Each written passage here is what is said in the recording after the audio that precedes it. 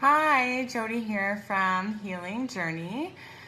Going to talk today a little bit about exercise as it's such an important component of health and wellness as a part of my 8 minute health routine. So if you would like to be a part of this, you can just go to 8minutes2health.com, spell out the number 8, and you can receive daily health tips. So this week the focus is on exercise because exercise can bring a lot of amazing qualities to your day.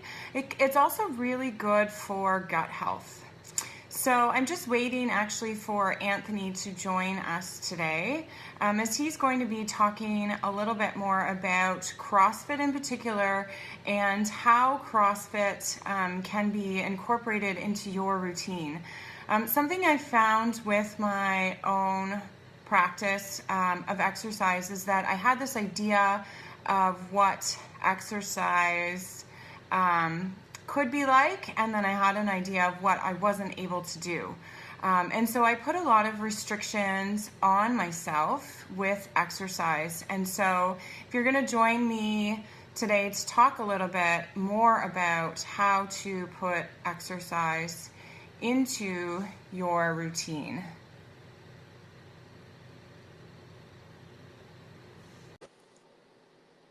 So we're just waiting here. Hi. Oh, hello there. We've made it on together. I'm just going to set my phone here, and if it falls down, my apologize to everybody. Good morning. Morning. So I was just starting to tell people that we wanted to talk a little bit more about how to bring exercise into your routine and that we're here with you, the head of No Drama Fitness in Kincardine. So why don't you start by telling people a little bit more about what you do? Because I understand that you do CrossFit, but you make it a little bit more accessible to people. Yeah, so our goal at No Drama Fitness is to basically take uh, anyone off the street. Everyone starts at our gym working one-on-one with a coach. Mm-hmm. And so the first thing we actually do before any training occurs is we sit them down. We do what's called a no sweat intro. Okay. And so that's where we sit them down and we talk about goals and what sort of experiences they've had in the past, what they kind of see happening in the next 3 months or so. So we set sort of some short-term goals for them to work towards. And then the coach kind of gives them a prescription in terms of like what sort of supports they will need to reach those goals. So for all of our athletes, they start doing one-on-one or personal training, and then from there, a lot of them will move into group training. And our group training, so CrossFit is our group training model. So if you get somebody, like let's say I come to you and I haven't exercised at all, like how difficult would it be for me to get into CrossFit? Because I think there's this idea that CrossFit is for the super fit who want to become even more fit. Mm. So how would you work with somebody like me? Yeah, so if we have people and we have trained with many people who are completely untrained, Mhm. and really the starting point for people is we're just trying to give you skills. We're trying to give you tools in your tool chest in terms of like movement skills. So primarily you can reduce most of what we do in fitness to three elements, which is you're going to push, you're going to pull, you're going to hinge at the hips. So our job is to give you a skill set of movements first, working one-on-one with a coach. And then once you kind of become proficient at those skills, and then you can kind of take those and then enter a group class. It's everyone's going to be on a different timeline. And that's, I think, how we approach things a little bit differently than a lot of other affiliates. So Is we try to be, yeah, go I was ahead. going to say, you're really making sure that I or whoever is with you knows how to do the movements Mhm. correctly. So preventing the injury from happening before it happens to make sure that when I do engage with weights or that kind of thing, that I already know how to do it Mhm. properly. Am I getting that right? Yeah, that's 100% the case. Like our first part of our working with a new athlete is basically just we're just trying to teach them skills.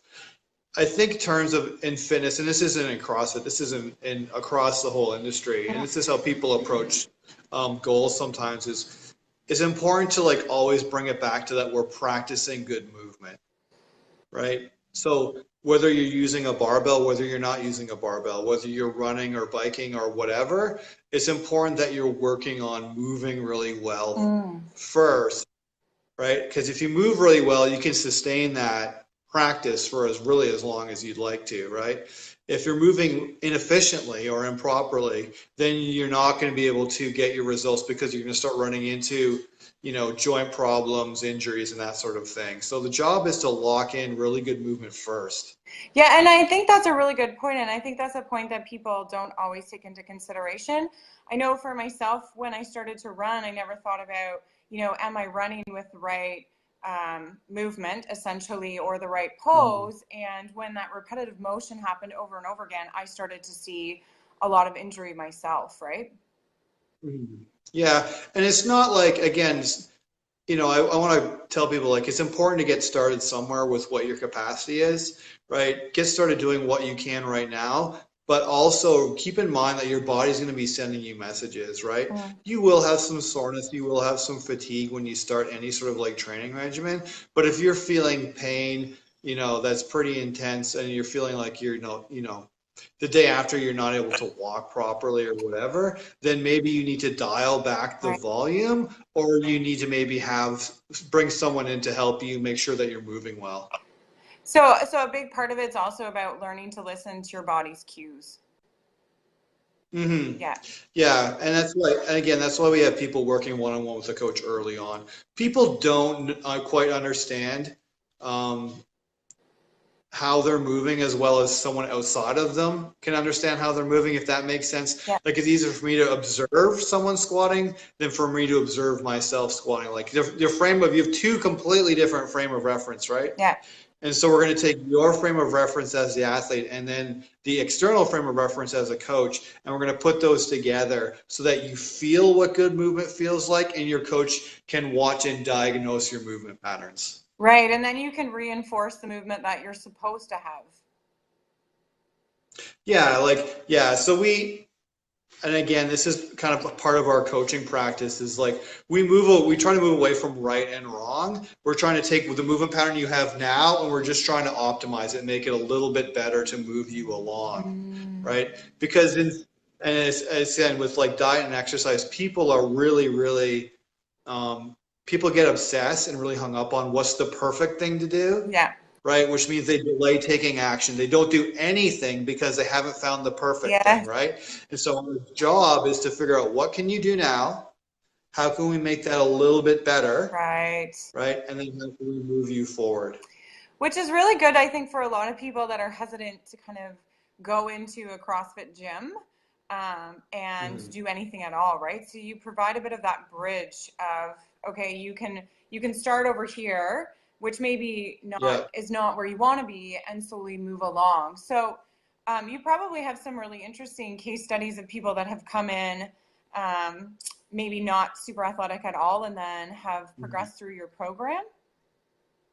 Yeah, like I haven't really defined what CrossFit is for your viewers. So I'll do that first, okay? So CrossFit is basically defined as constantly varied, which is the first principle, functional movements, which is the second principle, and the third principle is at high intensity. So the constantly varied means that you're not doing the same thing day after day after day. Right. We plan out our programming. We typically plan our programming like in a month block at a time so that you're hitting different energy systems, hitting different muscle groups. The functional movement is that we're teaching you to do things that you can then take out into the real world and do, which is jumping, running, pushing, pulling. Okay. And the last part, which is where everyone kind of gets the cart before the horse, is the high intensity part. Hmm. So, which is where people get stuck, right? Because they think it's a super intense thing, it's a super hardcore thing only for super hardcore Yeah. athletes. The intensity is relative to the athlete. And actually, what we do in our programs is we waive the intensity. So, not every day is going to be hair on fire, max output day. Okay. We do have those days, but we also have lighter days. And it's important that you're moving to the best of your ability first, and that your effort obviously is very important, so that you're working hard and you may be a little bit uncomfortable, but not completely going wild, hair on fire. And that's kind of that's kind of how we structure our training. Okay. Okay. Yeah, so it's accessible to. So I completely didn't answer your question, by the way, No, but we'll get there. So it's yeah. accessible to people, and the build isn't super crazy. So tell me a story of, somebody that's come in, maybe Mhm. not being super athletic, and where they're at right now. Sure. So I won't mention the person's name, but they know who they are, and they're the best, and I love them. But she came to us as a cancer survivor. Okay.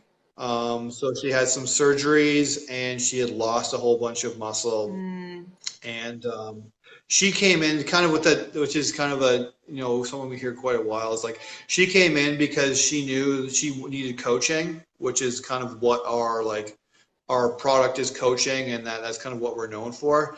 And she was curious about CrossFit, but she was really intimidated and felt like she wasn't. She wanted to try it, but she knew she wasn't maybe ready for it yet. yep. And so what we did is we worked with her one-on-one with a coach. So we did private training for her for a couple months. Mhm. And so as we built up really her confidence and her movement patterns, once we felt like, so there was a conversation between her coach and her. When she felt she was ready to group class, we got her into then group training, which is kind of more your classic sort of CrossFit training. Okay. And that we really just had a plan of, what we do typically in a CrossFit training session is we write out the workout on the whiteboard. We brief the athletes about what that workout's going to be. Okay. And what we do for someone who's new, actually do this for everybody, is we have a conversation with them now about how are they going to approach that workout in their own way. And so it's important as like as a cancer survivor, as someone who hasn't particularly trained for a long time, here's how we're going to take this. Here's how we're going to adapt it to your capabilities. Right. Yeah. And I mean, she's been coming for 2 years now, and she's flourished quite a bit. And certainly, every athlete has their ups and downs. Yeah. The great thing about her is she has a 100% positive attitude. She likes to have fun, and so it's just like she's a joy to coach because she's so fun, and she's a joy to have. The nice thing about what we do partly is like, and for group training, your training partners are so key. Mm. And it's just finding really great people to have in those group sessions, because it makes it just like, it's just so much more fun. It's hard work, but it's tons of fun because you have the right people around that are supporting you. And I think that's the other big thing about CrossFit that I understand is there's a bit of a community that's built with the people, right? So it's a little bit different than going Mm-hmm. into the gym, running on the treadmill and leaving, because you're interacting with people pretty regularly as you're working out, right? Yeah. Yeah. We kind of call it, like, we treat our gym as kind of the island of misfit toys. It was people who, like, people who didn't, like, maybe weren't necessarily like star athletes. We do have definitely the core group, like our like 6 times a week athletes. We're certainly like, we have a bunch of, we're really excellent athletes in high school and college that wanted to reclaim that. But really the bulk of our people are people who were like, yeah, went to a gym, felt completely intimidated, and didn't understand how to use the equipment, and just got turned off, or maybe just had a negative experience at some point. Mm. And so it's our job to kind of like help build them up and help build their confidence that yes, you can do this. And how can we help them commit to like a regular practice in terms of physical fitness, right? Because the health connection is so strong, right? With like moving regularly, and I think for people too, like from a mental standpoint, like I call what we do is kind of, I call it like level 2 fun. It's not always fun at the time, but it's always fun at the end. When you're done, you're like, oh, that was great. At the time, you're like, oh man, I'm really sweaty and this is hard. But at the end of it, it's like you have this real sense of accomplishment, and now you can take that and carry on with the rest of your day. Yeah, and I mean, you mentioned a little bit, there's definitely some health benefits to exercise in terms of mood. I know it was linked a long time ago with addressing depression. So that's one of the things that's often Mhm. kind of prescribed for people with depression. They Mhm. came out with a recent study just a couple of months ago, actually, that looked at the gut microbiome. And they actually saw that exercise changes the gut microbiome in a positive way. and the body's ability to produce short chain fatty acids. So I think there's a Mhm. lot that goes on in the body with exercise outside of just, building muscle mass, that's really, really Mhm. beneficial that we're not even aware of yet. Yeah, like I kind of see, like I see a lot of the, I shouldn't say I see, because people get really fixated on the surface elements, right? Which is like the body composition side of things, right? And we have definitely helped people radically change their body composition. But I always kind of take that as like a secondary, like that's a positive side effect of these things that are happening, right? Which is we're moving you from like sickness towards wellness, towards like into health. Mm-hmm. And I think like mentally, the switch that goes off in people of like a being challenged and overcoming those challenges, right? And being committed to some sort of a practice, it's like the mental health benefit is really strong. Like myself, I've been diagnosed with ADD and depression. Mm.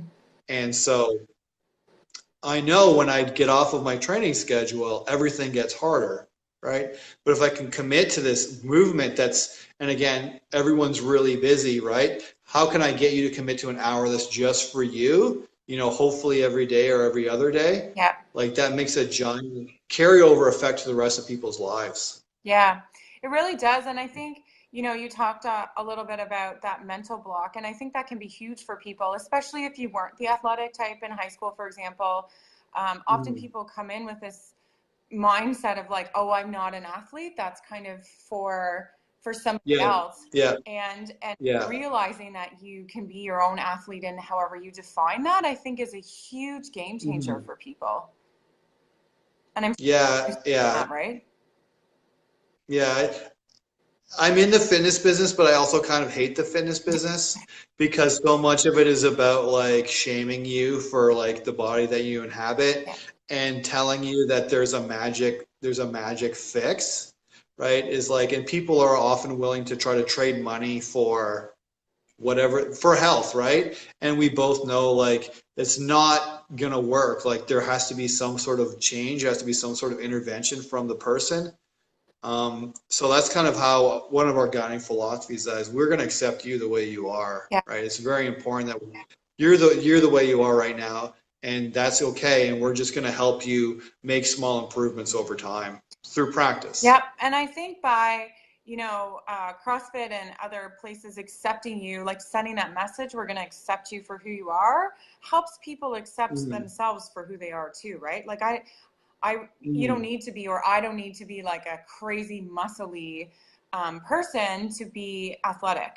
I can accept Mm-hmm. myself as, the skinny, gangly person that I am and still consider Yeah. myself my own version of athlete, right? Absolutely, yeah. It's finding your own sort of flavor of success, right? Is like what you define as going to be successful in your life might not necessarily be what I define as successful in my life, right? Yeah. It's just we're just trying to get people moving towards health and away from, particularly from us, from our side, Cross is very heavily involved in like the prevention of chronic Yeah. illness, right? Yeah. And so there's a lot of strong overlaps with the things we do, right? There is, and I Yeah. think, that's really where my role comes in as well. I think people see doctors when they're on the verge of disease. And there's Hmm. this other side of the coin that's health. And there's a big gap in between. Like you don't go from health to disease overnight. There's this whole kind Yeah. of like dishealth area where there's a Mhm. lot of effort that can be put forth into prevention. And I think you're right. Both of us kind of fit into that area. And I come at it from more of a holistic standpoint. So exercise is definitely a piece of that.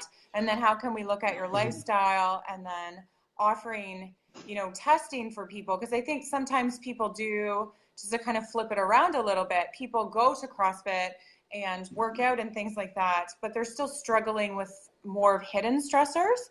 And so I like to work with people Mhm. when they also have that lifestyle that's going on, but they're finding that Mhm. something's blocking them from moving forward. And sometimes things Mhm. like gut infections or hormone imbalances or their HPA stress access is not it's not healthy. And so that's where I Yeah. kind of come in to help people figure out what's going on under the surface that might be hidden that could even further enable you to get better benefits from things like exercise and CrossFit. Yeah, for sure. I would say like one of the challenges that we face, because I came at this as a, like I'm a self-admitted meathead. Like I like lifting weights. I did a lot of like cross country track stuff when I was in high school and college. Um, and so I came at it from purely the like performance aspect of it, right? Mhm. Over time, I've learned it's a lot more about like the soft skills of coaching. And one of the things that um, that we see with athletes is that part of the conversations we have now is that stress is stress. So when you're training hard, you are getting a physical benefit, but you're getting a physical benefit because you are stressing all of the systems of your body, right? And so, if people aren't recovering from that stress, we have to look at maybe some underlying issues. And I'm certainly not the guy to talk to about that, right? I can kind of help you with some like, your sleep hygiene and we do touch on diet to a certain extent. But you're right, if you have some sort of underlying situation there that's impeding your recovery, that's for you. That's like something that you can be a really great asset to athletes. Yeah, and I think that's exactly it, is when you're doing everything right, right? Yeah. You're eating healthy, you're sleeping well, you've changed your diet, you're not eating super inflammatory Mhm. foods, you're working out, you're going to CrossFit, you have a great community, and you're still like, man, I just don't feel like that great, or like I'm not progressing in a way that I thought I should be given I'm Mhm. doing everything else. That's when there's often something blocking your pathway. So the body wants to heal, but sometimes things kind of build up in different pathways. For example, like major gut infections to a point where your body can't fight it off. Mhm. And when you've done all those other things and you're still not moving forward, that's when you need to look a little deeper. Right. You're eating well, but your gut is in such distress that you're not actually getting nutrients from food, right? Exactly. And So you so, might have a yeah. parasite or a few in there. You might have leaky gut. So maybe you're eating foods that are considered healthy, but for you are reacting very poorly to your body. And maybe your body Mhm. can't umph up the energy it needs to fight parasitic infections. Because once those things take root, even if you start eating healthy, sometimes it's hard to tip the tables on their own. So you need a bit of support from some Mhm. herbals to kind of clear the infection out, and then things can start healing. And there's a big connection right between the gut and your stress, because when you have gut issues, you're not absorbing properly, but it's also really, really stressful for the body. So you can imagine if you're eating healthy and you're not able to absorb some of the food that you're eating, or your body's stressing out to fight these parasites because they're producing, I like to call it bug poo, in your body, so lots of additional toxins, and that's going to stress out your adrenal system. Your adrenal system is the same system that's going to be activated when you're exercising. So if your body's already kind of overactivating it, and then you go in and you work it Mhm. out a bit more, for some people it's Mhm. just a bit too much. So you have to sort out the Mhm. root cause, which is often the gut, and kind of help the body clear out those toxins. And then you can heal the adrenal access to better support you with things like higher intensity exercise. Mhm. Yeah, and I mean, we on a much, much less, I say a much a more obvious level, I should say, is like, because I get that conversation too. Like, my job is to help facilitate, help you be consistent, right? So that help you get some sort of a training routine that you get up, you get out of bed, you go train, right? So you don't have to wake up and think about it. But the flip side of that is like, what do I do when I'm sick, right? And so how we approach that is like you let your coach know that you're not feeling great or you're fighting off something. We're going to dial that intensity way Yeah. back because exactly why would we pile stress on top of stress, right? We want your body to heal itself. So Yeah, yeah. it's a Again, it's about listening to interchangeable. those cues. And I think the other thing you mentioned too is just about having that coach, and that accountability. And I think that's also, just to kind of sideswipe a bit here, but that's also really important for people, is to have, especially when you're trying to get a new routine going, is to have people to hold you accountable, Mhm. so that you can make those changes. And, from a Mhm. health perspective, from a non kind of exercise perspective, just a general health perspective, that's a lot of my role, is helping people to make positive behavior changes, including going to things like Mhm. CrossFit, right? But then when you're in the Mhm. CrossFit, you offer that additional accountability of how can we keep this going and keep it sustainable. Mm-hmm. Right. Yeah.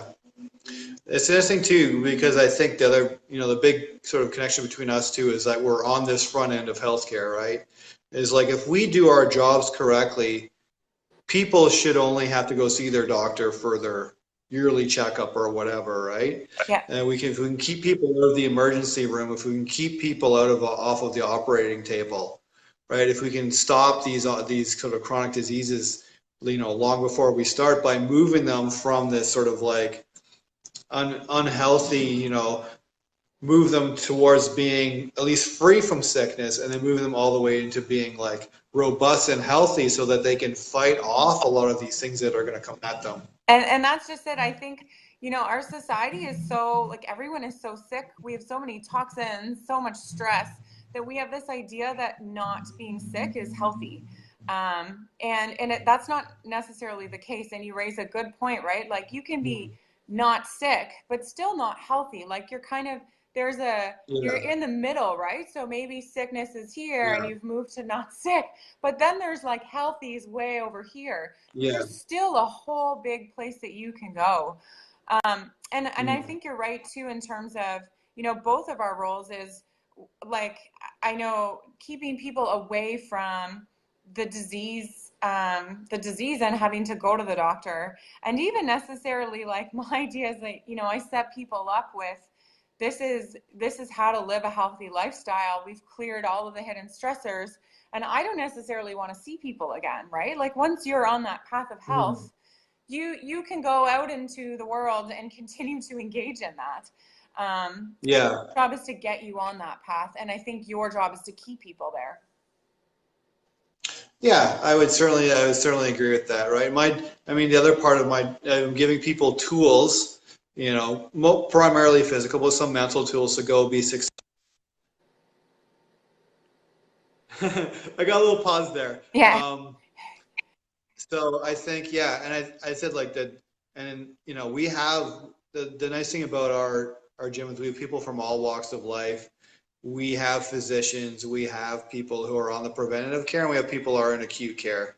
And so I think it's really fascinating to like talk to them, and be like, what are you seeing from people who walk in your door, and kind of what connections do we need to make to stop those sort of things from happening? Yeah, I definitely think there needs to be more of a focus on prevention, right? Like, although it's hard to sometimes get people motivated when everything is not, the scales aren't super tipped, but prevention is where I think it's at.